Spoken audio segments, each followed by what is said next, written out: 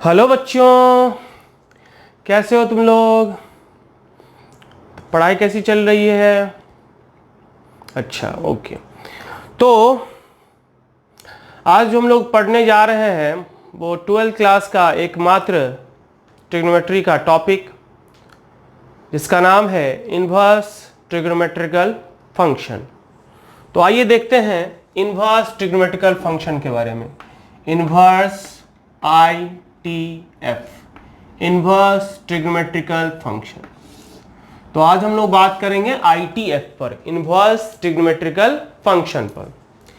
लेकिन इस टॉपिक को समझने से पहले जो कुछ बेसिक कॉन्सेप्ट्स है, जिसको समझते हुए अगर हम लोग ITF पर जाएं तो बढ़िया से हम लोग ITF को समझ सकते हैं बिना याद किए। तो वो बेसिक टर्म सब क्या है? तो सबसे पहला जो टर्म है वो है फंक्शन क्या है कि नहीं? पहला पॉइंट हम लोग देखेंगे फंक्शन क्या होता है, जस्ट थोड़ा सा। उसके बाद हम लोग देखेंगे इन्वर्स फंक्शन क्या होता है, और फिर हम लोग उसके बाद आएंगे ट्रिग्नोमेट्रिकल फंक्शन के इन्वर्स पर, जो हमारा आज का टॉपिक है। तो थोड़ा सा बात कर लेते हैं फंक्शन के बारे में। फंक्शन क्या होता है भाई? बहुत बार पढ़ चुके हैं, बहुत सारा वीडियो भी है हमारा बना हुआ, आप चाहें तो जाके देख भी सकते हैं।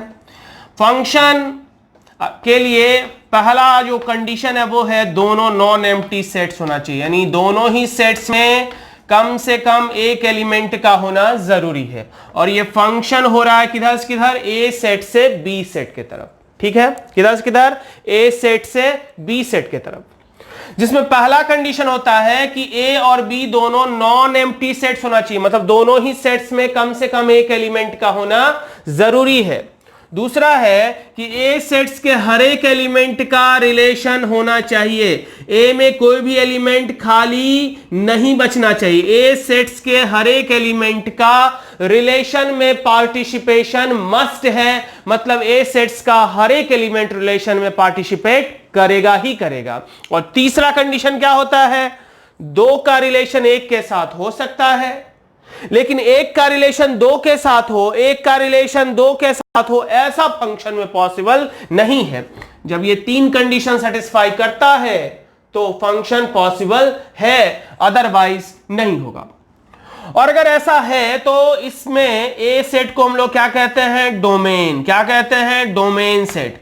बी सेट को क्या कहते हैं हम लोग? कोडोमेन। क्या कहते हैं हम लोग? कोडोमेन। ठीक है। और बी सेट का वो एलिमेंट्स जो रिलेशन में पार्टिसिपेट कर रहा हो, बी सेट्स का वो एलिमेंट जो रिलेशन में पार्टिसिपेट कर रहा हो, उसे क्या कहते हैं हम लोग? रेंज कहते हैं। तो यहां पर बताओ कि फंक्शन किधर से किधर हो रहा है? ए सेट से किधर? बी सेट के तरफ। ये जो फंक्शन हो रहा है वो ए टू बी, जिसको हम लोग मैथमेटिकली कुछ इस तरह से लिखते हैं सिंबल में कि एफ एक फंक्शन है जो ए सेट से बी सेट के तरफ हो रहा है। और अगर ऐसा है तो ए सेट को क्या कहते हैं? डोमेन कहते हैं। और बी सेट को यहां पर क्या कहेंगे? कोडोमेन कहेंगे। रेंज नहीं कहेंगे, क्या कहेंगे? कोडोमेन कहेंगे। इतना क्लियर होगा सबको? ठीक है। तो ये था फंक्शन के बारे में। अब है कि इन्वर्स किसका होता है, और उसको जानने के लिए हमें मैपिंग के बारे में जानना होगा। ठीक है, मैपिंग के बारे में जानना होगा। तो फर्स्ट पॉइंट हमारा ये था। सेकंड पॉइंट, फंक्शन जो होता है, ऑलरेडी हम लोग मैपिंग में ये पढ़ चुके हैं। मैपिंग में पढ़ चुके हैं कि ये चार तरह के फंक्शन के बारे में हमने देखा है कि नहीं? क्या क्या देखा? तो दो बेस पर इसको हमने बांटा। एक में था 1 1 और दूसरा क्या था? Many one. एक 1 1 था, दूसरा क्या था? Many one. Many one. और इसमें क्या क्या था? एक था इनटू और दूसरा क्या? ऑनटो। इनटू और ऑनटो। 1 1 किसको कहते हैं? 1 1 किसको कहते हैं? तो 1 का रिलेशन 1 के साथ हो, 1 का रिलेशन 1 के साथ हो, 1 1 कहलाता है कि नहीं? तो यहां पर देखो एक का रिलेशन एक के साथ है, मतलब ये 1 1 है। मेनी वन किसको कहते हैं? तो मेनी का रिलेशन एक के साथ हो, मतलब एक से ज्यादा का रिलेशन जब एक के साथ हो तो उसे हम मेनी वन कहते हैं। देख लो, ये मेनी का रिलेशन, यहां मेनी का रिलेशन वन के साथ है तो मेनी वन हो गया। इनटू क्या होता है, तो यहां पर हमने देखा कोडोमेन और रेंज क्या होता है। इनटू होता है जब codomain not equal to range, codomain not equal to range, codomain और रेंज बराबर ना हो तो इनटू। और ऑन्टो किसको कहते हैं, कोडोमेन इज इक्वल टू जब रेंज हो। इन चीजों को अगर और बढ़िया डेप्थ में पढ़ना है तो आप प्लेलिस्ट, फंक्शन के प्लेलिस्ट में जाके मैपिंग टॉपिक को आप बढ़िया से पढ़ सकते हैं, पूरे फंक्शन चैप्टर को। हम थोड़ा सा बेसिक आइडिया दे रहे हैं ताकि हम आईटीएफ को समझ सके। तो ये है, इसके बेस्ड पर फंक्शन चार तरह का होता है। क्या क्या, one one into, one one onto, many one into और मेनी वन ऑन्टो। तो फंक्शन में देखते हैं क्या क्या है। इस बेस पर फंक्शन जो बांटा गया है, फंक्शन को जो बांटा गया है वो चार तरीके का फंक्शन जो बांटा गया है वो कौन कौन सा, एक one one into, one one into, फिर क्या one one onto, one one onto, फिर क्या many one into, many one into, और फिर क्या many one onto, many one onto. ठीक है, जिनको ये सब क्लियर है आप वीडियो को आगे बढ़ा के भी देख सकते हैं, जिनको नहीं क्लियर है वो वीडियो में बने रहे। ठीक है, तो ये चार तरह का फंक्शन है। ये वन वन और इंटू क्या होता है, one one into, one one का इंटू का मतलब जो वन वन भी हो और इंटू भी हो, B1, B2, B3, B4। यहां पर देखो वन वन भी है और इंटू भी है, यहां खाली है। वन वन ऑन्टो, ये पहला हो गया, फर्स्ट। ठीक है, सेकंड में ये थर्ड है और ये क्या है, फोर्थ है। तो सेकंड क्या है, one one onto, one one हो और ऑन्टो भी हो, वन वन भी हो और ऑन्टो भी हो, तो ये वन वन ऑन्टो है। तीसरा क्या है, many one into, many one भी होना चाहिए और इंटू भी होना चाहिए, मेनी वन और इंटू। ठीक है, मेनी वन और क्या, इंटू। और चौथा क्या है, many one onto, many one भी होना चाहिए और ऑन्टो भी होना चाहिए, मेनी वन और क्या, ऑन्टो। ये रहा मेनी वन और ऑन्टो। तो ये चार तरह का बेसिकली फंक्शन होता है। लेकिन इनवर्स फंक्शन क्या होता है, तो जब फंक्शन ए टू बी, इस चारों केस में फंक्शन किधर से किधर हो रहा है, ए सेट से किधर, बी सेट के तरफ। फंक्शन जो हो रहा है वो किधर से किधर हो रहा है, ए सेट से बी सेट के तरफ, है कि नहीं। तो इनवर्स उसी केस में पॉसिबल है जब फंक्शन बी टू ए होगा। किधर से किधर होगा, बी टू ए। तो आप इसमें बताइए कि किस केस में फंक्शन बी टू ए हो सकता है। क्या इस केस में फंक्शन बी टू ए होगा, नहीं होगा, क्योंकि यहां एलिमेंट खाली बच जाएगा। क्या इस केस में फंक्शन बी टू ए होगा, हां होगा। क्या इस केस में होगा, नहीं, क्योंकि वन का रिलेशन एक से ज्यादा के साथ हो जाएगा जब इधर सीधा आएंगे तो। और फिर इस केस में होगा क्या, नहीं, वन का रिलेशन ज्यादा के साथ हो रहा है। इसका मतलब यह हुआ कि वन वन ऑन्टो फंक्शन का ही सिर्फ इनवर्स पॉसिबल है। ठीक है, किस फंक्शन का इनवर्स पॉसिबल है, सिर्फ वन वन ऑन्टो फंक्शन का। बाकी केस में फंक्शन का इनवर्स पॉसिबल नहीं है, क्योंकि फंक्शन का डेफिनेशन यहां कहता है कि दोनों नॉन एम्प्टी सेट्स होना चाहिए, फर्स्ट सेट के हर एक एलिमेंट का रिलेशन में पार्टिसिपेशन होना चाहिए और एक का रिलेशन एक से ज्यादा के साथ ना हो। लेकिन बाकी केस में कोई ना कोई कंडीशन फेल हो रहा है जब बी टू ए फंक्शन हो रहा है। सिर्फ एकमात्र यही ऐसा केस है जिस केस में function B to A possible है, और इसलिए हम कह सकते हैं कि वन वन ऑन्टो के केस में ही फंक्शन का इनवर्स पॉसिबल है। आया समझ में, इतना लिखिए पहले। तो अभी तक हम लोग देखे फंक्शन क्या होता है और किस फंक्शन का इनवर्स पॉसिबल है।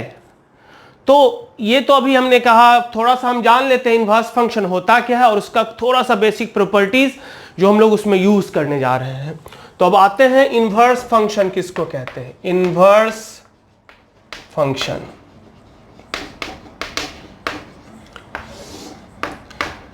इसको अगर आपको बढ़िया से जानना हो तो आप प्लेलिस्ट में इनवर्स का वीडियो फंक्शन नाम से प्लेलिस्ट है, उसमें इनवर्स फंक्शन जाके आप देख सकते हैं। तो इनवर्स फंक्शन होता क्या है, कहता है कि अगर इफ f एक फंक्शन है जो a से b के तरफ हो रहा है, if f a to b 1 onto function, कैसा function, 1 onto function, 1 onto function है, देन तो there exist a unique function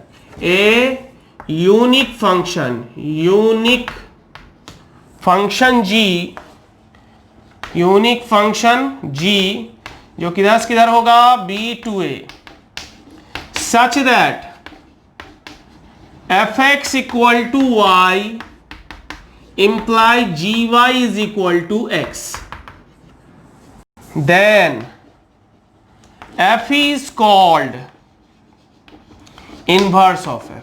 f जो होगा वो क्या कहलाएगा, इनवर्स कहलाएगा किसका, f का, that is g is equal to f inverse. ये क्या कह रहा है कि अगर f एक फंक्शन है जो किधर से किधर हो रहा है, a to b, और वो कैसा फंक्शन है, 1 ऑन्टो फंक्शन है, सिर्फ उसी केस में चूंकि इनवर्स पॉसिबल है, बाकी केस में इनवर्स पॉसिबल नहीं है, ठीक है।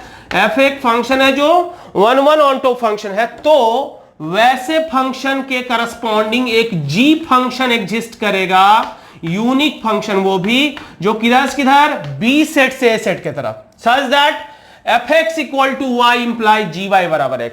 इस तरह से कि अगर f फंक्शन में x का इमेज y हो तो g फंक्शन में y का इमेज x होना चाहिए, है कि नहीं। f फंक्शन में अगर x का इमेज y है तो g फंक्शन में कितना होना चाहिए, y का x, यानी a1 का b1 है तो b1 का a1 होगा, a2 का b2 है तो b2 का a2 होगा, a3 का b3 है तो b3 का क्या होगा, a3 होगा, है कि नहीं। अगर f फंक्शन में x का इमेज y है तो g फंक्शन में y का इमेज x होना चाहिए, तब जाके हम कहेंगे कि ये जो g फंक्शन है वो f का क्या है, इनवर्स है। और ये बात तभी पॉसिबल है जब फंक्शन कैसा हो, 1 ऑन्टो हो, बाकी के केस में ऐसा इन्वर्टिबिलिटी जो प्रॉपर्टी है वो एग्जिस्ट नहीं करेगा। मतलब फंक्शन जब तक बाइजेक्टिव नहीं होगा, बाइजेक्टिव मतलब 1 ऑन्टो, जब तक वो 1 ऑन्टो नहीं होगा तब तक उस फंक्शन का इनवर्स एग्जिस्ट नहीं करता।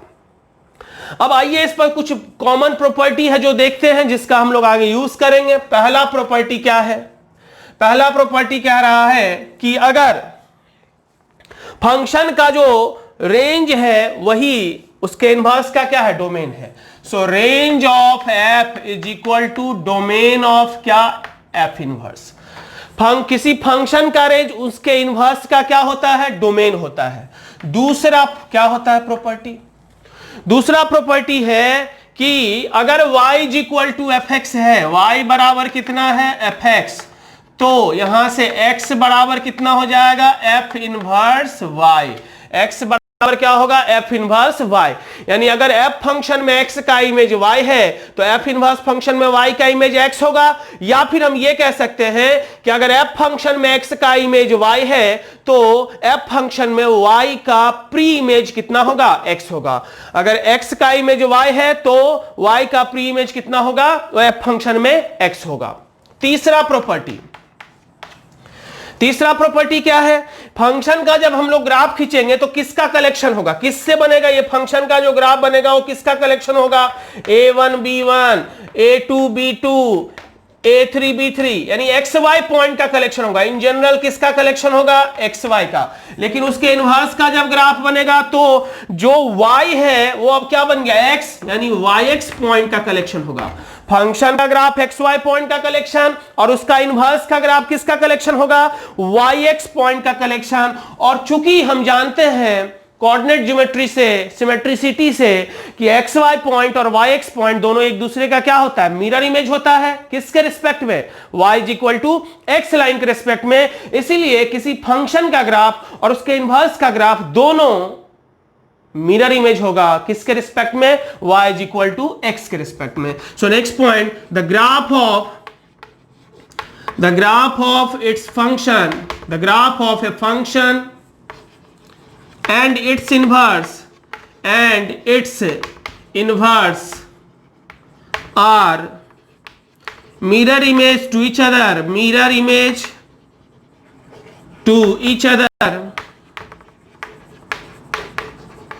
with respect to line y is equal to कितना x। यानी कोई फंक्शन का ग्राफ और उसके इनवर्स का ग्राफ दोनों एक दूसरे के रिस्पेक्ट में क्या होगा, सिमेट्रिकल होगा, है कि नहीं। किसके रिस्पेक्ट में सिमेट्रिकल होगा, y is equal to x के रिस्पेक्ट में। तो इतना बेसिक बात जानने के बाद अब हम लोग इनवर्स ट्रिग्नोमेट्रिकल फंक्शन पे चलेंगे। हमने यहां अभी तक देखा फंक्शन किसको कहते हैं, इनवर्स फंक्शन किसको कहते हैं, उसका क्या कुछ बेसिक प्रॉपर्टी है जिसका यूज हम लोग को आने वाला है इनवर्स ट्रिग्नोमेट्रिकल फंक्शन में, ठीक है। तो इतना जानने के बाद अब हम लोग स्टार्ट करते हैं किसके बारे में, इनवर्स ट्रिग्नोमेट्रिकल फंक्शन के बारे में। और वो क्या है, ट्रिग्नोमेट्रिकल फंक्शन का inverse.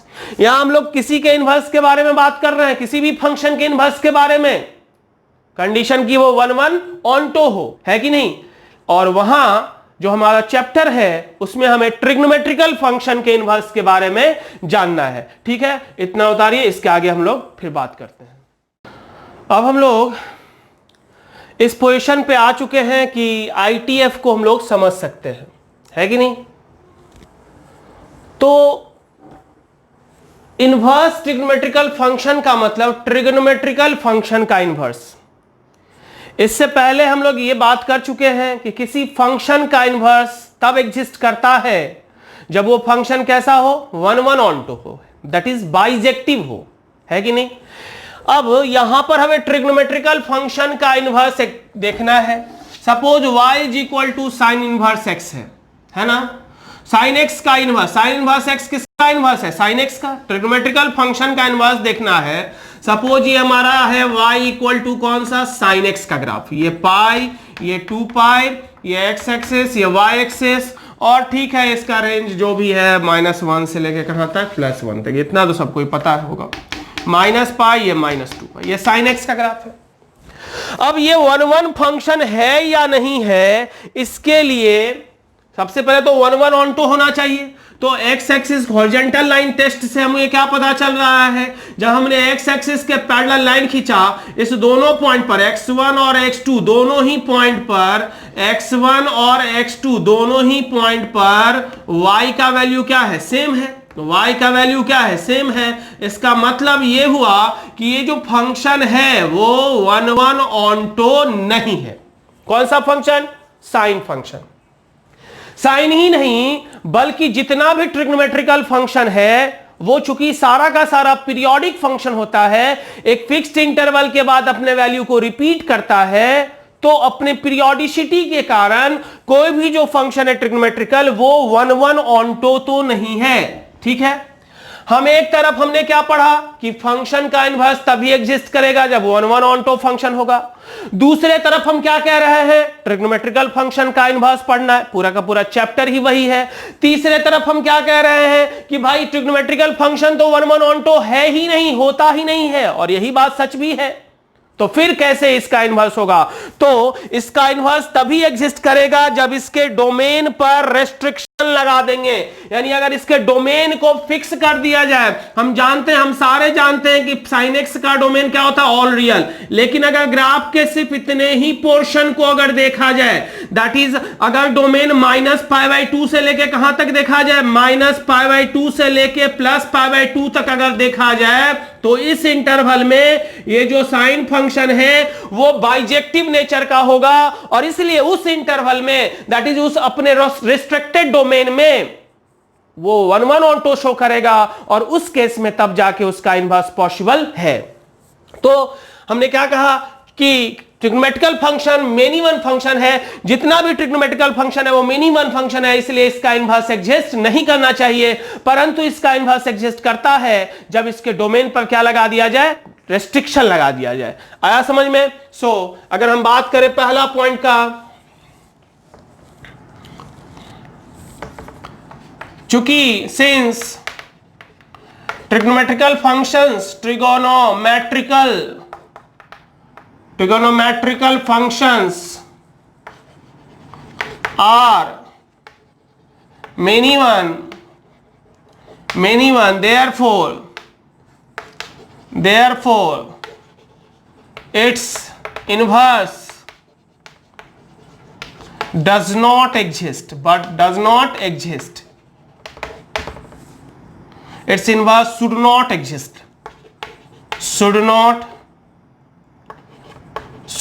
exist, but its inverse exists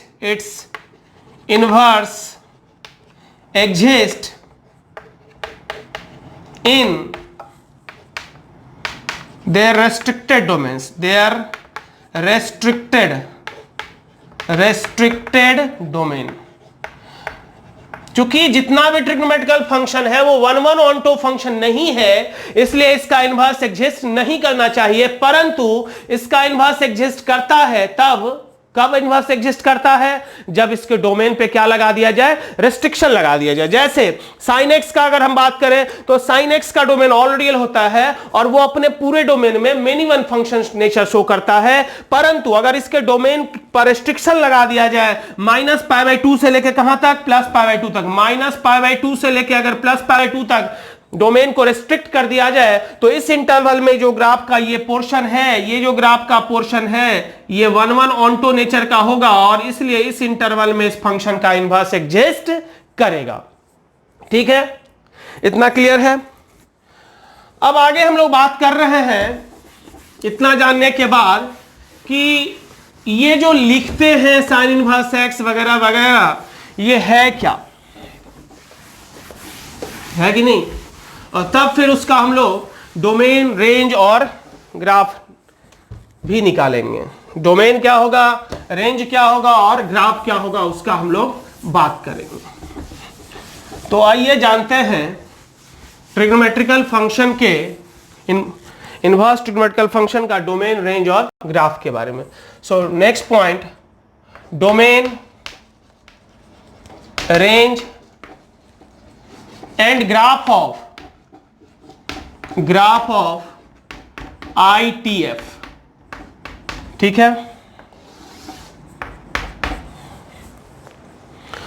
तो सबसे पहले अगर हम बात करें तो ये कि कोई भी y is equal to sine inverse x, अगर हम लिखते हैं y बराबर कितना लिखते हैं, sine inverse x, sine theta is equal to 1/2, sine theta is equal to कितना, 1/2। तो यहां से थीटा का बहुत सारा वैल्यू होगा जिसमें से एक वैल्यू 30 डिग्री होता है कि नहीं।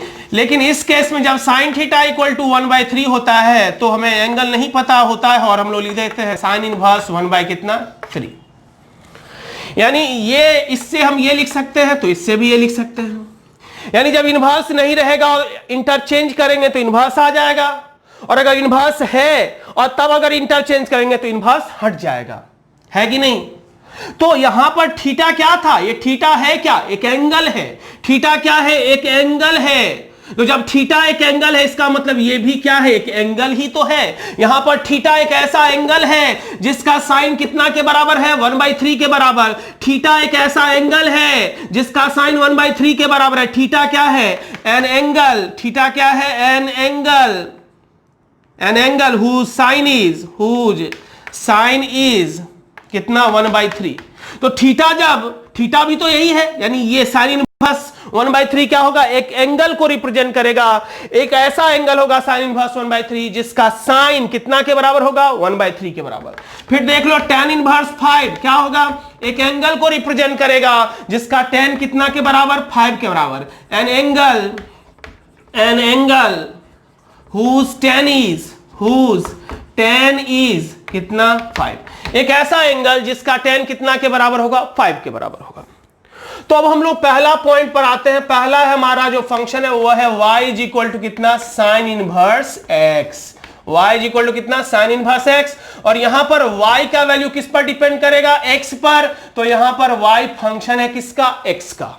ठीक है, तो पहले हम लोग डोमेन, रेंज, ग्राफ वगैरह वगैरह सारा चीज देखेंगे, मोनोटोनिसिटी, कॉन्केविटी वगैरह वगैरह सब कुछ देखेंगे। तो देखते हैं क्या है ये।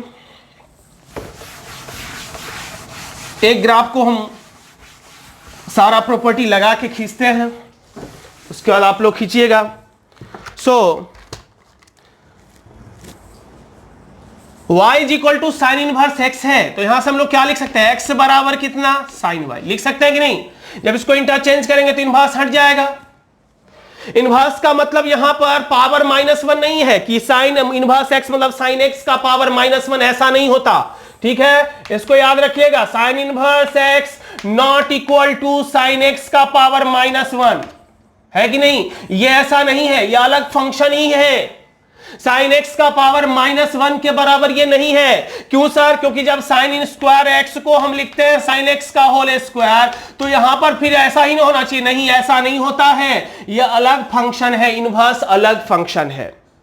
x इक्वल टू यहां से हमने क्या लिखा, साइन y। अब चूंकि हम जानते हैं साइन थीटा का रेंज कहां से कहां तक होता है, -1 से लेकर कहां तक, 1 तक। थीटा कुछ भी हो, साइन थीटा का रेंज हमेशा -1 से 1 ही तक होता है कि नहीं। तो साइन y का वैल्यू कहां से कहां तक होगा, साइन y का वैल्यू कहां से कहां तक होगा, -1 से लेके +1 तक। और साइन y कितना के बराबर है, x के, तो x का वैल्यू कहां से कहां तक आया, -1 से 1 तक। और जब y यहां x का फंक्शन है तो x का वैल्यू क्या होगा, डोमेन। तो डोमेन हो गया साइन इनवर्स x का, डोमेन कितना हो गया, -1 से 1। वैसे हमने पहले भी कहा फंक्शन का जो रेंज होगा वही तो इनवर्स का डोमेन होता है। मतलब साइन इनवर्स x का डोमेन क्या होगा, जो साइन x का रेंज है। तो कितना होता है साइन x का रेंज, -1 से 1, इसलिए साइन इनवर्स x का भी डोमेन क्या होगा, -1 से 1। कॉस x का रेंज भी होता है -1 से 1, तो कॉस इनवर्स x का डोमेन -1 से 1। tan x का रेंज होता है ऑल रियल, तो tan इनवर्स x का डोमेन ऑल रियल। उसी तरह से cot x से cosec का भी। अब आते हैं इसके रेंज पर। डोमेन तो हमने निकाल दिया, अब रेंज निकालते हैं। तो यहां रेंज मतलब किसका वैल्यू, y का वैल्यू। तो इस इक्वेशन को उठाते हैं, तो यहां पर क्या कह रहा है, साइन y का वैल्यू कहां से कहां तक है, -1 से लेके कहां तक है, +1 तक। तो साइन y का वैल्यू कहां से कहां तक जाएगा, साइन -π/2 से लेके कहां तक, साइन π/2 तक। और इस इंटरवल में है कि नहीं, फोर्थ क्वाड्रेंट, ये क्या फर्स्ट क्वाड्रेंट। इसमें चूंकि साइन इंक्रीजिंग फंक्शन है, साइन अगर इंक्रीजिंग फंक्शन है तो क्या होगा, θ1 अगर बड़ा है θ2 से, तो साइन θ1 बड़ा होगा किससे, साइन θ2 से। परंतु cos θ1 छोटा होगा cos θ2 से, और tan θ1 बड़ा होगा tan θ कितना से, 2 से। ये सब बेसिक प्रॉपर्टी फंक्शन का है जो हमने बेसिक टूल में पढ़ा था, मोनोटोनिक बिहेवियर। अगर θ1 बड़ा है θ2 से तो sin θ1 बड़ा होगा sin θ2 से, इंक्रीजिंग फंक्शन है इसलिए। यहां cos डिक्रीजिंग फंक्शन है इसलिए, और यहां पर फिर tan कैसा फंक्शन है, इंक्रीजिंग है। तो बताइए यहां पर y का वैल्यू क्या हो जाएगा, -π/2 से लेके कहां तक हो गया, +π/2 तक। तो y का वैल्यू मतलब क्या हो गया, रेंज, यानी साइन का रेंज कितना हो जाएगा, -π/2 से +π/2। मतलब जो उसका रेस्ट्रिक्टेड डोमेन है, क्योंकि 1 ऑन टू फंक्शन के केस में जो डोमेन है वो रेंज हो जाता है, और जो रेंज है वो डोमेन हो जाता है। परंतु साइन का तो डोमेन ऑल रियल है, तो रेंज इसका साइन इनवर्स x का ऑल रियल होना चाहिए। परंतु साइन x का जो इनवर्स होता है वो ऑल रियल में नहीं होता है, उसका इनवर्स एग्जिस्ट, वो -π/2 से +π/2। चूंकि इसी डोमेन में इनवर्स पॉसिबल है, इसी डोमेन में, तो यही डोमेन उसका रेंज बन जाता है। वैसे तो अगर 1 ऑन टू फंक्शन है तो फंक्शन का जो डोमेन होगा वो क्या हो जाता है, इनवर्स का रेंज, और फंक्शन का जो रेंज होता है वो क्या होता है, इनवर्स का डोमेन। दोनों इंटरचेंज कर जाता। परंतु sin x के केस में ऐसा नहीं होता, और अगर होता है तो हम कह सकते हैं हाँ रेस्ट्रिक्टेड डोमेन में होता है, क्योंकि रिस्ट्रिक्टेड डोमेन sin x का यही होता है, -π/2 से लेकर कहां तक, +π/2 तक। इसलिए यही हमारा फंक्शन का क्या हो गया, इनवर्स फंक्शन का रेंज हो गया। अब ग्राफ हम लोग खींचते हैं, तो ग्राफ खींचेंगे किसका, ग्राफ ऑफ, नेक्स्ट पॉइंट हमारा है graph of sine inverse x, graph of y is equal to कितना, साइन इनवर्स x। ये साइन इनवर्स x का हम लोग ग्राफ खींचते हैं, ठीक है। तो इसके लिए क्या क्या चीज का जरूरत है, पहले तो डोमेन पर आते हैं। तो डोमेन क्या होगा इसका, तो जो साइन x का रेंज है कितना, -1 से 1।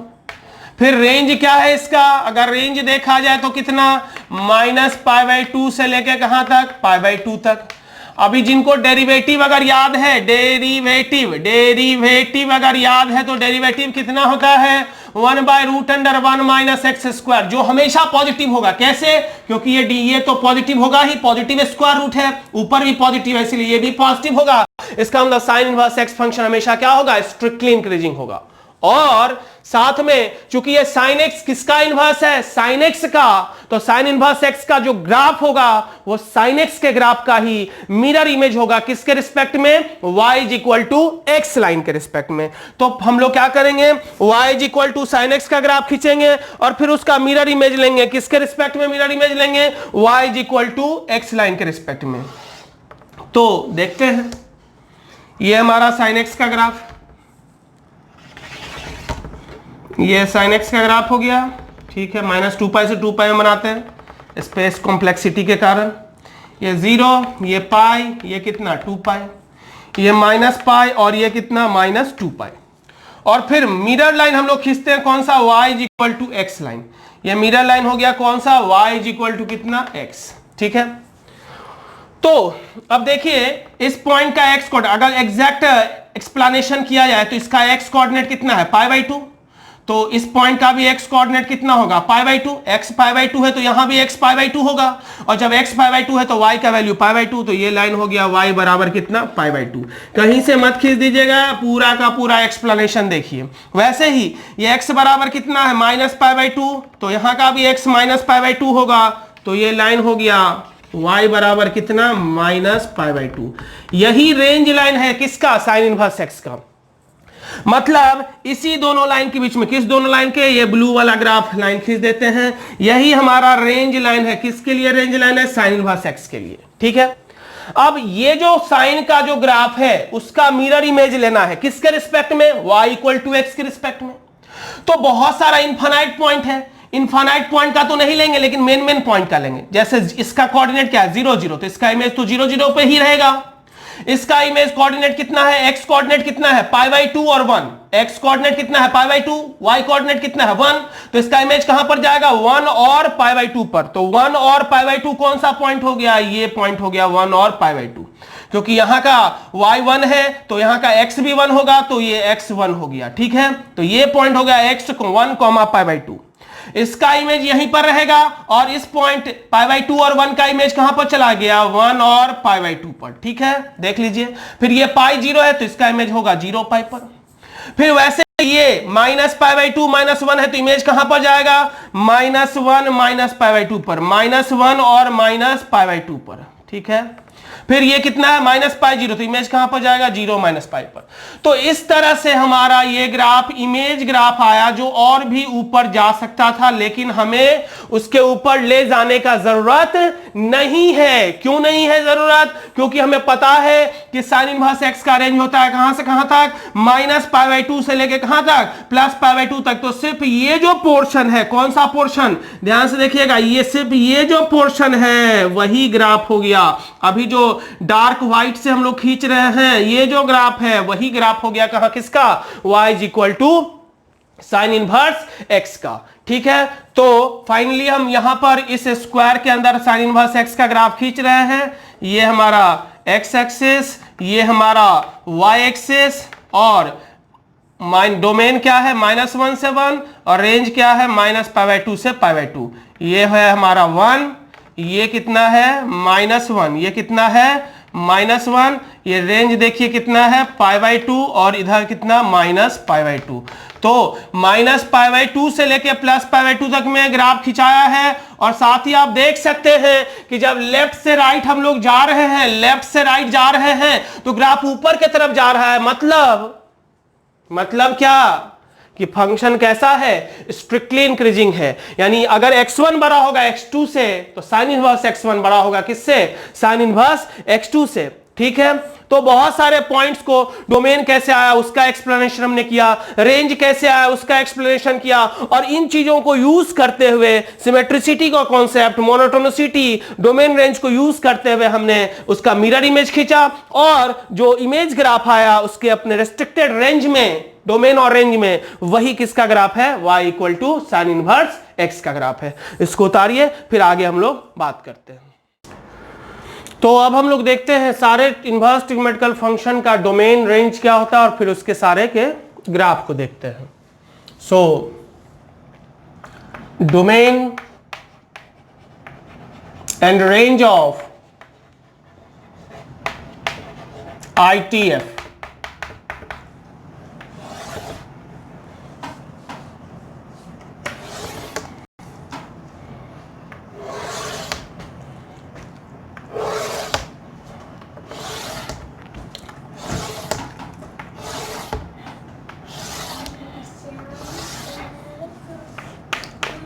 ITF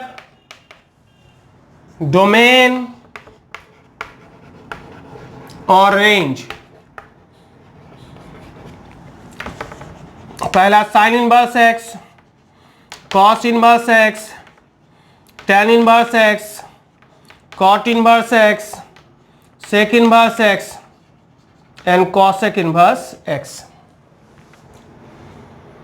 तो फंक्शन का डोमेन क्या होगा? तो ये जिसका इनवर्स है उसका जो रेंज होगा। साइन इनवर्स एक्स किसका इनवर्स है? साइन एक्स का। तो उसका रेंज क्या होता है? वही इसका डोमेन होगा। -1 से 1, जिसको ट्रिग्नोमेट्रिकल फंक्शन का रेंज पता है उसे इसके डोमेन में कोई दिक्कत नहीं होगा।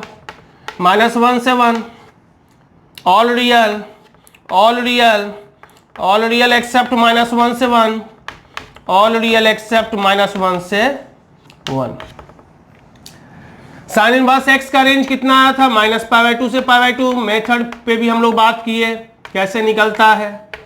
कॉस इनवर्स एक्स 0 से पाई, टेन इनवर्स एक्स -π/2 से π/2 ओपन,